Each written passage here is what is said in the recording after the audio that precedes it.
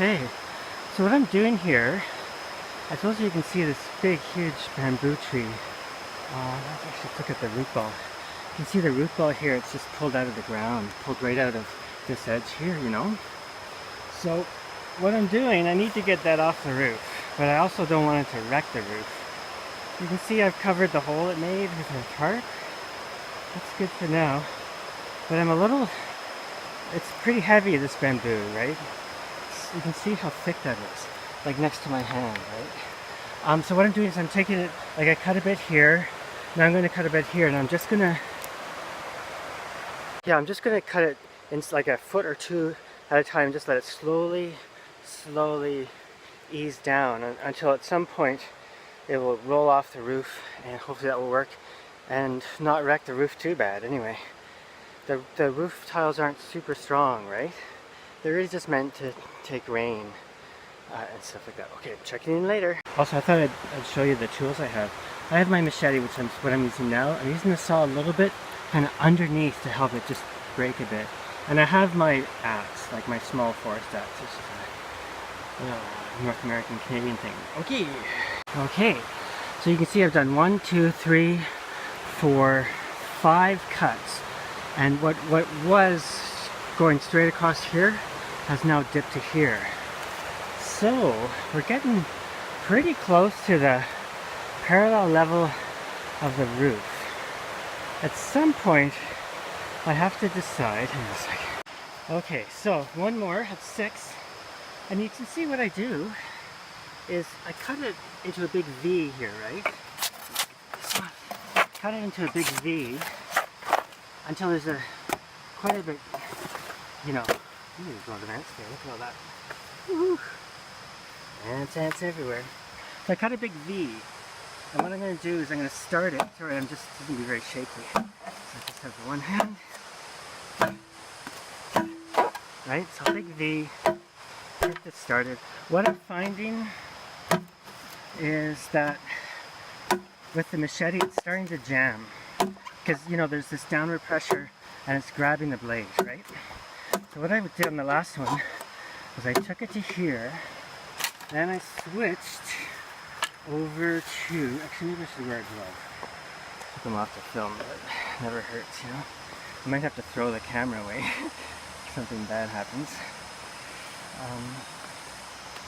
Too bad, maybe I can use some of these bits of bamboo as, you know, vessels to hold tools or something. Such incredible. It's a real shame to be having to cut this huge long piece of bamboo out, but what are you going to do, right? So now I'm going to take, if I can keep this steady enough. Now I'm going to, the axe is kind of chips it out better, I think, without grabbing. So what I'm going to do is open that up. Right. So it's funny how all these skills I learned in Canada, like all the bush travel and everything, it's sort of weirdly applicable to the tropics in certain circumstances, not all. So what I'll do next is I'll cut underneath, right? And basically what that does is it weakens, like you can see it's starting to shift down a bit, it weakens the edge, right? And it's actually moving on its own very slightly. You see that? It's not quite enough, but now I can't get under there. Let's see if I can use this. Oh, actually, you know what? I use my saw, my pack saw from my ride. I'll just sort of nudge that a bit, weaken that edge there, and then it's starting to sink down. Just a bit, right? So now I can actually push that down. Yeah, so here we are. It's almost parallel. I feel, I don't know, that's a big piece of lumber to hold. I don't think I can lift it. The only thing is, if I cut it here, there's a big drop off here. It's just going to go boom. And so I have to decide whether that's a good thing or a bad thing. Because heaven knows it could go either way. The other option would be to cut this whole piece off and just nudge it slightly down there and see if it'll just roll off the roof. That might be the best option. I'm going to think about it and try it. Okay, so here's what happened now. I chopped the edge off so it's separated, and then I just nudged it down this steep bit here with my foot, and it slid from under the tarp over into that corner. Like you can see there, it's maybe about 6 inches. Oops, sorry. 6 inches. I need to pull it this way. And it should just drop like a rock. Yeah, this is great. And you can see I didn't take any roof panels down with me. It just sort of this nice and gentle slid, you know. You might notice, I don't know if you can see the ropes, but I've got the ropes tied to the tarp, had them lifted up way high so they wouldn't get tangled up in that big hunk of bamboo coming down.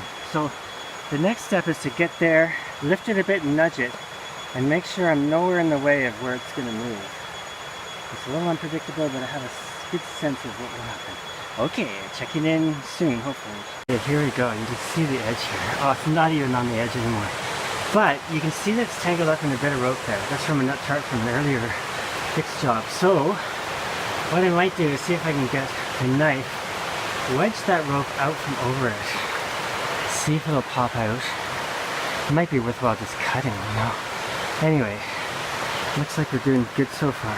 Okay, here's the house by the way. And it's down. I ended up actually cutting that rope. It's not going to work to try and wedge it out. Now I'm just going to snug out these other tarps, and there's a nice big piece of bamboo left here. Well, maybe I can do something with it. Anyway, not today. This is enough for one day. I got her done. I don't think I wrecked anything. Let's have a look at her. Yeah, I don't think any roof stuff came down. Woohoo! Oh, it's good. Thank Christ. Okay, some of that video, it got cut off from my, I can't find my microphone, otherwise it'd be a bit clearer. Can't find anything right now. Anyway, I wanted to add that, you know, during this kind of work, when you're alone and stuff, you have to be really careful. And I did a whole spiel, but I didn't, as usual, I didn't press the right button or something. Anyway, when you're doing work like this alone, you have to be super careful, of course, you know. And I'm pretty good that way, you know. I don't take a lot of risks, although just doing it's a risk, I know, but certain risk. But anyway, one thing I wanted that I mentioned before was this concept of precautionary principle. Normally I would just let it go, who cares, didn't make it. But this is something I really wanted to point out, that keeping in mind what the potential things that could happen down the line, right? And precautionary principle. But that also ties in with the whole idea of be careful of unintended consequences. And both those elements, you know, like precautionary principle and unintended consequences, apply to a lot of things in life, right? So, especially as humans, we have a tendency to screw everything up. You know, well, we try to make them better, but they end up being crappier, right? So, I'm not sure what to say about that. But anyway, it's just the way it is, I guess. So, that's one thing in doing this kind of work is like that, right? Like, you really gotta go, okay, if I do this, these are the 5 things that could happen, probably. There's always probably more, but the likely things, you know. And then you kind of figure out, okay, this is probably going to happen, but this could happen, and what am I going to do if that happens? Like, where am I going to jump if that happens? Etc., etc. And also, there's things, that's just in terms of safety, but I'm also in terms of this big, huge bamboo tree that fell down on the roof. It's like, okay, how can I do this and not wreck the roof? And I even had, I didn't think it was likely, because the structure is very strong, actually, like the wood structure underneath the tile. The tiles are fragile. If something hits them, they shatter, but the wood structure, it's not really extensive wood, what would you call them, rafters? Not rafters. What is it on the roof? Anyway, whatever. But it's all, I think it's all like Maidang or something, like incredibly strong wood. So that took the force of that whole tree coming down and didn't break.